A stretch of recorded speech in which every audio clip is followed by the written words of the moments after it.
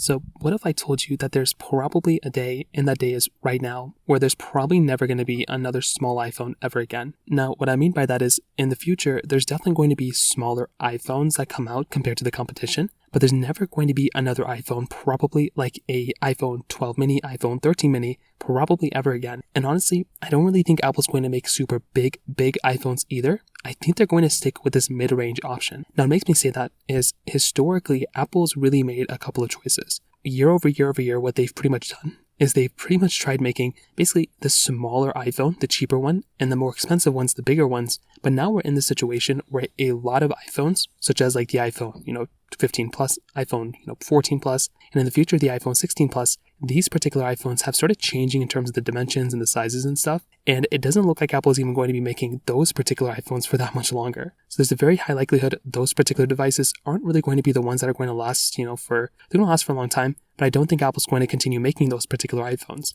just like how they really kind of stopped making the smaller ones too. So I think there's a very high likelihood where all these smaller iPhones are pretty much not going to be here anymore. And although Apple's still making the 4.7-inch Retina IPS panel on the iPhone, SE3, I still think there's a very, very high likelihood those other iPhones are pretty much not really going to be made in terms of the small ones. Now, on top of that, another big thing to kind of keep in mind here too is the fact that with phones like the iPhone, 12 mini, iPhone 13 mini, once those ones are done getting software support, there's also a very high likelihood where those particular iPhones are going to be the last small iPhones Apple makes. I think when it comes down to it, when you look at kind of the bigger iPhones Apple makes, I think those are going to be the Pro and Pro Max, iPhones. You're still going to have those small basic ones like the 6.1-inch iPhones, but that's pretty much going to be the smallest iPhone Apple makes. I think beyond that, there's not really going to be a lot of ones that Apple's going to be making here, and that's kind of what I'm seeing. So I kind of think about it, right? If Apple kind of goes to and just stops making the iPhone SE3, all those small iPhones are no longer going to be here. So every single small iPhone Apple has ever made, or is going to make since then,